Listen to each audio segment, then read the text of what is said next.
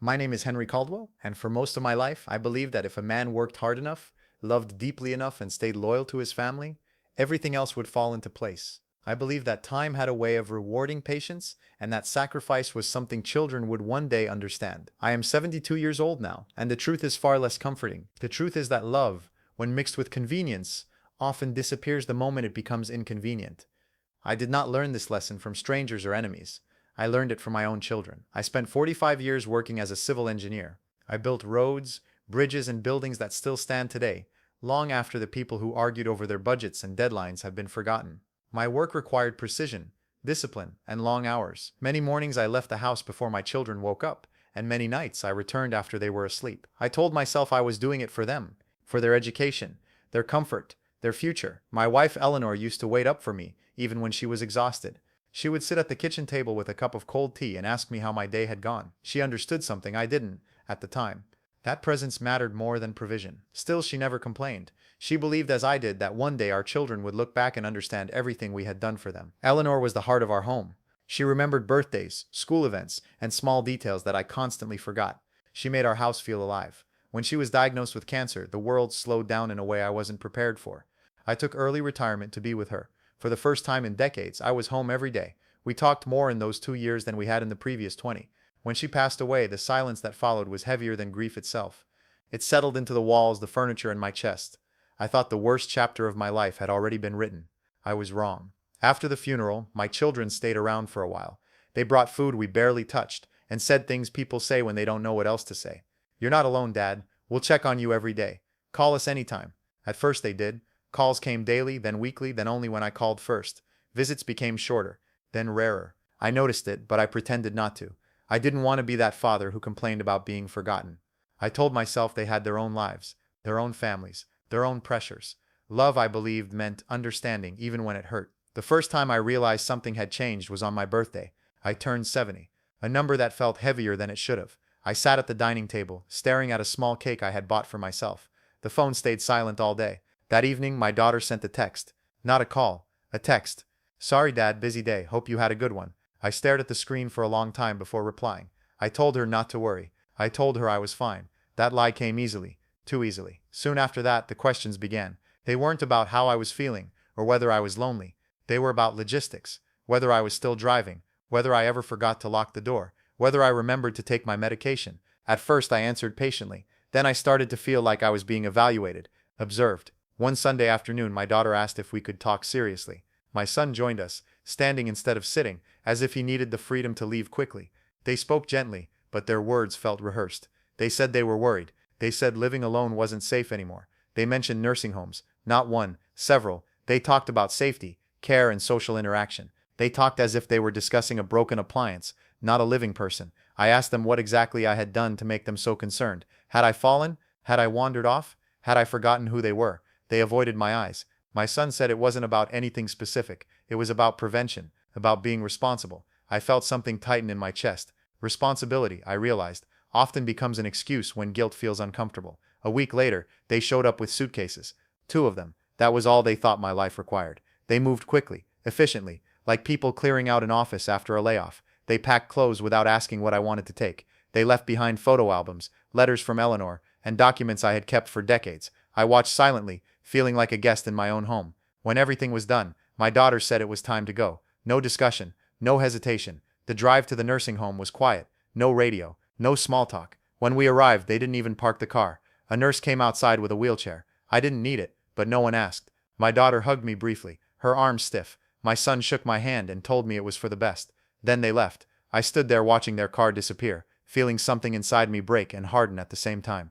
That was the moment I understood that I had crossed an invisible line. I was no longer their father. I was a problem they had solved. The first night inside the nursing home felt longer than any night I had ever lived through.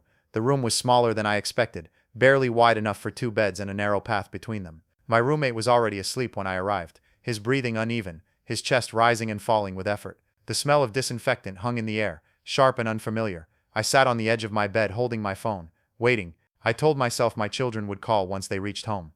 Maybe they were just emotional. Maybe they needed time. Hours passed. The phone stayed silent. At some point, exhaustion pulled me under, but sleep offered no rest. Morning came early.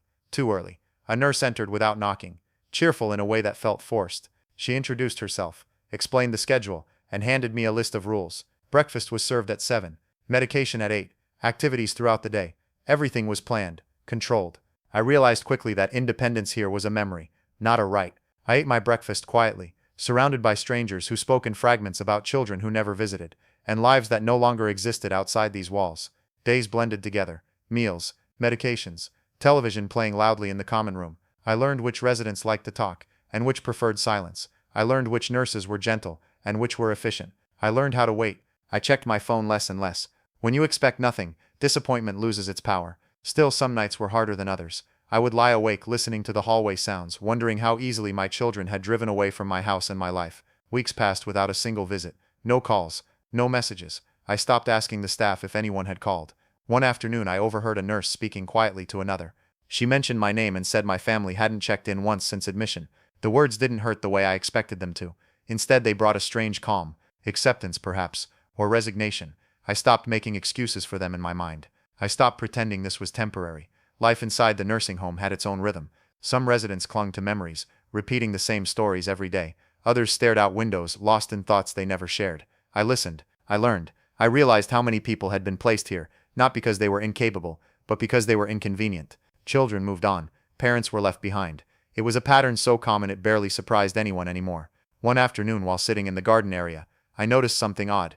A staff member approached me differently than others. She addressed me more formally, asked if I was comfortable, if I needed anything. I thought nothing of it at first. Then it happened again, and again. Little gestures, extra attention, politeness that felt more deliberate. I had spent my career observing details. Patterns mattered, and this was a pattern. Years earlier, after Eleanor and I sold our home, I had made decisions I never discussed with my children, not because I didn't trust them, but because finances were never a topic they cared about. I invested quietly, carefully, property by property. I created a trust to manage it all. I didn't seek control. I sought stability. One of those properties was this nursing home. I remembered reviewing the blueprints myself, approving renovations, ensuring compliance. It had been a sound investment. I never imagined I would one day live inside it. One morning a new administrator arrived. She went room to room introducing herself. When she reached me, she looked at the chart, then at me, then back at the chart. Her expression shifted, subtle but unmistakable. She excused herself politely and left. An hour later she returned with a man in a suit. They asked if we could speak privately. Papers were spread across a small table. Names were confirmed. Documents reviewed. Apologies followed. They explained there had been an oversight, that my stay should have been categorized differently. I listened quietly. I didn't feel anger. I felt clarity. Within days I was moved to a private suite overlooking the garden. The room was larger, quieter, the bed more comfortable. Staff behavior changed noticeably. Respect replaced routine. I didn't demand it. I didn't announce anything. Truth has a way of announcing itself. Still, I did not call my children. I wanted to know how long silence could last when nothing prompted contact. The answer came soon enough. They didn't reach out until they received a letter. Not from me. From my attorney. The letter was brief, professional. It stated that changes had been made to my estate planning, and that a meeting would be required if they wished to discuss it. Suddenly they had time. My daughter arrived first. She looked tired, nervous. She cried almost immediately. She said she was sorry. She said she didn't know things were this serious. I listened without interrupting. My son arrived later. He was angry, confused, accusatory. He asked why I hadn't told them, why I had hidden things. I asked him a single question. If I had been broke, would you be here? He didn't answer. Neither of them did. In that silence, I understood everything I needed to know. After that meeting, I didn't see my children for several weeks. Not because I refused them, but because they didn't know how to return without an excuse. I could feel it in the way my daughter hesitated before speaking, the way my son avoided eye contact when he finally called. Money had entered the conversation, and with it came discomfort. For the first time in their lives, they were unsure of their position with me. That uncertainty revealed more than any argument ever could. Life inside the building changed subtly once my status became clear. I was no longer just another resident following a schedule designed to manage decline. I was consulted, asked questions, included in conversations about renovations, staffing, and patient care. I remembered why I had invested in places like this in the first place. Not for control, but for dignity. Watching the daily routines from a different perspective, I began to notice things others ignored. Residents who were talked over, decisions made without explanation, loneliness treated as an unavoidable side effect, rather than a problem worth solving. I started spending time with people others overlooked. A former schoolteacher who hadn't received a visit in 3 years. A widower who still set an extra chair at the table out of habit. a woman who spoke to her late husband every night before bed. Their stories weren't dramatic. They were quiet, unfinished, and painfully human. I listened because listening cost nothing, and because I understood what it felt like to be left behind while the world moved on. My children eventually requested another meeting. This time they came together. My daughter tried to sound hopeful. My son tried to sound reasonable. They spoke about misunderstandings, about stress, about how difficult it had been to manage everything. I let them talk. When they finished, I told them something they didn't expect. I told them I wasn't angry. Anger requires energy, and I no longer wasted energy on things that wouldn't change. What I felt was clarity. I told them that love doesn't disappear with age, but patience does. That I had spent my entire life making excuses for them, and I was done doing that. They asked about the will, about what would happen when I was gone. The question came too easily, too quickly. I looked at their faces and realized how little they had changed since childhood, still measuring love by outcome rather than effort. I told them I had made arrangements, that they would be taken care of but not rewarded, that the majority of my estate would go toward things that mattered to me. Caregivers who showed compassion when no one was watching. Charities that supported elderly people abandoned by their families. Scholarships for students who chose service over status. My daughter cried again. My son argued. Neither convinced me otherwise. After they left, I felt lighter than I had in years. Not relieved. Free. Free from expectations that had quietly controlled me for decades. I walked through the halls that evening, observing residents as they prepared for bed. Some smiled at me, others barely noticed. I realized how many people in this building were waiting for a call that would never come, waiting for an apology that would never be spoken, waiting for love from people who had already moved on. I decided then that waiting would no longer be part of my life. I worked with management to implement changes, small at first, flexible visiting hours, private spaces for difficult conversations, counseling services for residents struggling with abandonment, programs that encouraged community involvement rather than isolation. None of it made headlines. None of it needed to. Change doesn't always announce itself loudly. Sometimes it happens quietly, one decision at a time. My children visited occasionally after that. Less emotional, more cautious. They treated me differently now. Not as a burden, but not quite as a father either. Something in between. I accepted it without resistance. Relationships don't always return to what they were. Sometimes they become something else. Something smaller but honest. At night I often sat by the window of my suite, looking out over the garden lights. I thought about Eleanor, about the life we had built, about the belief we shared that love meant endurance. I realized she had been right in ways I hadn't understood. Endurance wasn't about holding on forever. It was about knowing when to let go. I no longer measured my days by phone calls or visits.